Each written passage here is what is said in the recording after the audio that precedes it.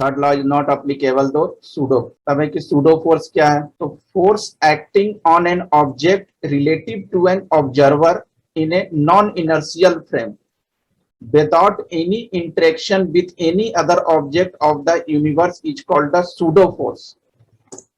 मतलब inertial frame of reference और non-inertial frame of reference already मैंने डिस्कस किया हुआ है।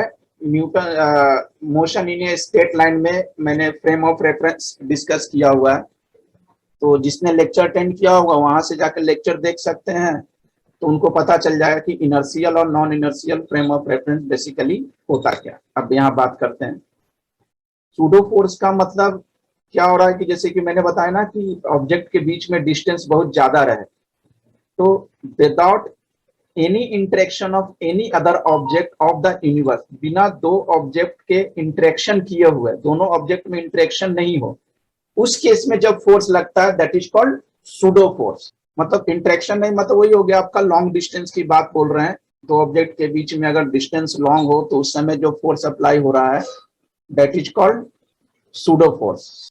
अब इसके example centrifugal force, deflection of pendulum, relative to accelerating car, gain or lost weight, experience in an accelerating elevator, है ना। तो these are the pseudo force का एग्जांपल है। आप इजीली समझ सकते हो, एलिवेटर्स में जब अपन ग्राउंड फ्लोर से थर्ड फ्लोर, फिफ्थ फ्लोर, जिस भी फ्लोर पे जाते हैं तो उसमें आपको फोर्स तो अप्लाई लगता ही लगता है आपके ऊपर, तो लेकिन आपको फोर्स दिखता थोड़ी है। देखना एलिवेटर्स में आप चढ़ते हो तो ग्राउंड फ्लोर से फर्स्ट फ्लोर से जिस भी फ्लोर पे जाना हो, जब ऊपर जाते हो या नीचे आना होता है तो आपको एक फोर्स लगता है, लेकिन वो फोर्स आप वो फोर्स आपको पता नहीं चलता कि भाई फोर्स लग रहा हो, तो उस समय जो एक्सपीरियंस फोर्स आप कर रहे हो that is called pseudo force.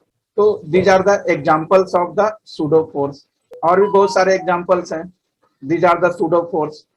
A bird fly forward by exerting a force on the air, but the air pushes the wings of the bird back that makes the bird move forward. This is also pseudo force।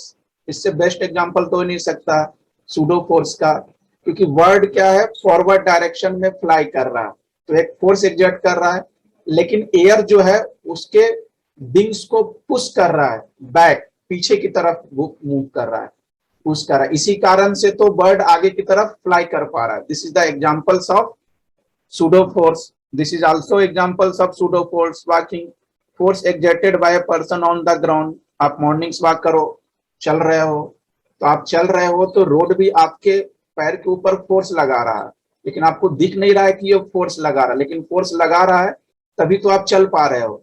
This is also example of pseudo force. तो शायद मेरे हिसाब से pseudo force बहुत अच्छे से clear हो गए होंगे। सूडो फोर्स क्या बताओ, क्या होगा answer? Sir they are equal in magnitude but opposite in direction. Act as a single body. Incorrect बोल रहा है ना, क्वेश्चन सही से पढ़ो। इनकरेक्ट बोल रहा है, करेक्ट बोलता तो फिर सही होता है। Incorrect state. ये बताएं क्या होगा इसका answer? Sir Newton second law of gravitation. Okay, motion. सही है, तो सही बताएगा ही बताएगा।